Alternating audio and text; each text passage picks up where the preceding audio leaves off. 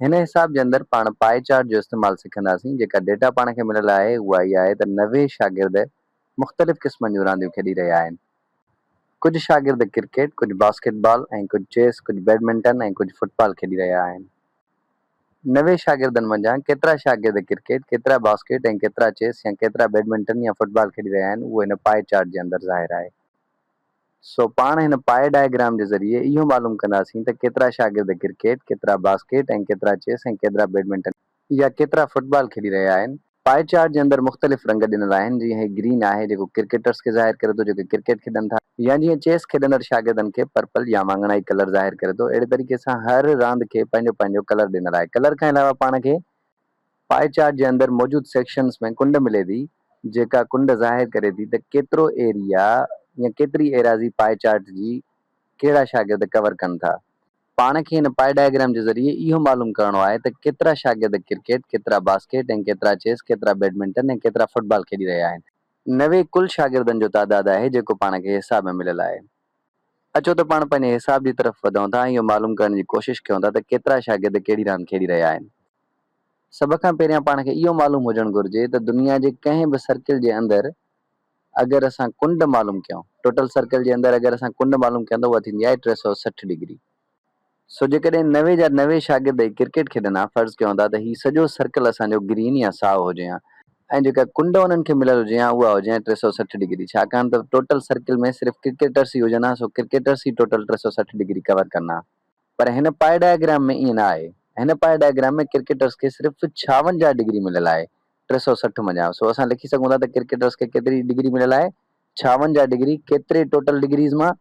360 degrees मां। यानी circle जे 360 degrees मां 56 डिग्रीज़ में इहे खेॾनि था। ऐं इहो छा, इहो फ्रैक्शन ऑफ द एरिया आहे उन्हनि स्टूडेंट्स जो जेके क्रिकेट खेॾनि था। सर्किल में मौजूदु क्रिकेटर्स खे ज़ाहिर कंदड़ फ्रैक्शन या अणपुर खे ॻोल्हण खां पोइ पाण हिकिड़ो ॿियो अणपुर ॻोल्हींदासीं, जंहिंमें असां इहो ॾिसंदासीं त केतिरा क्रिकेट खेॾनि था शागिर्द टोटल 90 शागिर्दनि मंझां।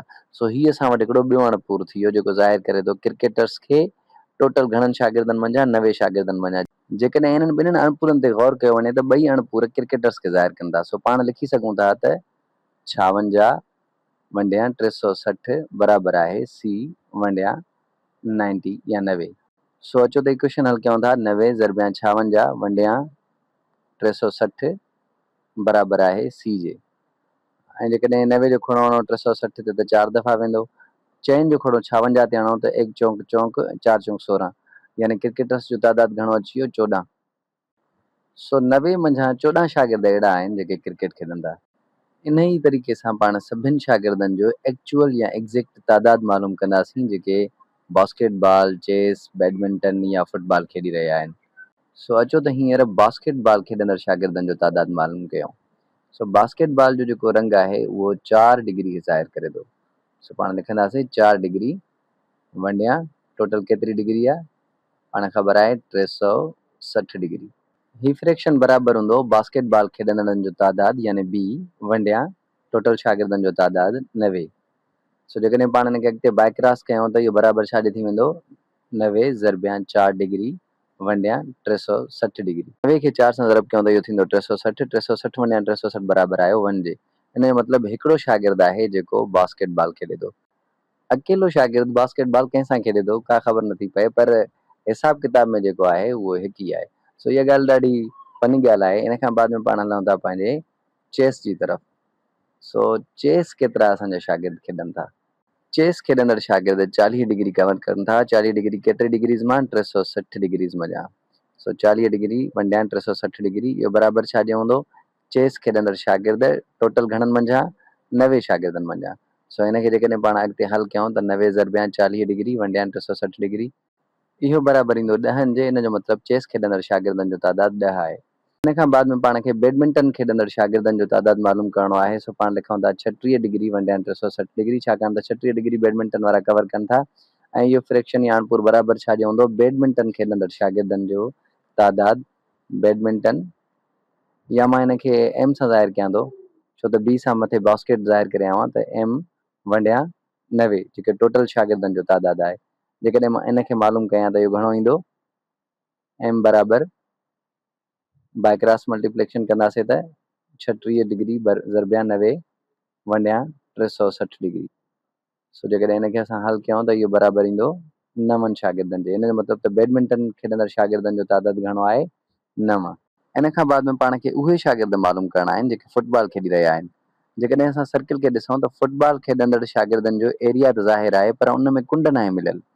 पर हींअर पाण जे लाइ इहो मसइलो नाहे रहियो, छाकाणि त पाण खे ख़बर आहे त टोटल सर्किल जे अंदरि 360 डिग्रीज़ हूंदियूं आहिनि ऐं बकायूं डिग्रीज़ पाण खे मिलियल आहिनि। जेकॾहिं पाण 360 डिग्रीज़ मंझां जेके बि डिग्रीज़ पाण खे मिलियल आहिनि, जीअं 36, 40, 4 ऐं 56, इन्हनि सभिनि खे मिलाए 360 डिग्री मां अगरि कट कजे त असांखे central angle for football players मिली वेंदी। यानी पाण खे उहा कुंड मिली वेंदी जेका फुटबॉल खेॾंदड़ शागिर्द कवर कनि था।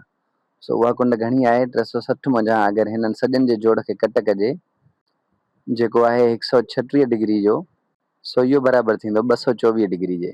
हिन जो मतिलबु इहो त फुटबॉल खेॾंदड़ शागिर्द 224 डिग्री कवर कनि था सर्किल में। सो हाणे तरीक़ो साॻियो आहे, 224 डिग्री वंडिया 360 डिग्री ऐं हेॾां फुटबॉल खेॾंदड़ शागिर्दनि जो तादाद एफ वंडिया जेको टोटल तादाद आहे घणो आहे? 90। सो एफ वंडिया 90। जेकॾहिं हिनखे पाण बाय क्रॉस कंदासीं त जवाबु छा ईंदो असांजो? 90 ज़रबिया 224 वंडिया 360 डिग्री, इहो जेको बराबरि थींदो वञे इहो थी वेंदो 56 जे। इन जो मतिलबु त 56 अहिड़ा शागिर्द आहिनि जेके फुटबॉल खेॾनि था पिया।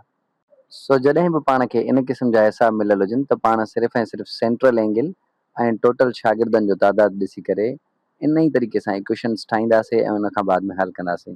उमीद त तव्हांखे इहो हिसाब सम्झ में अची वियो हूंदो।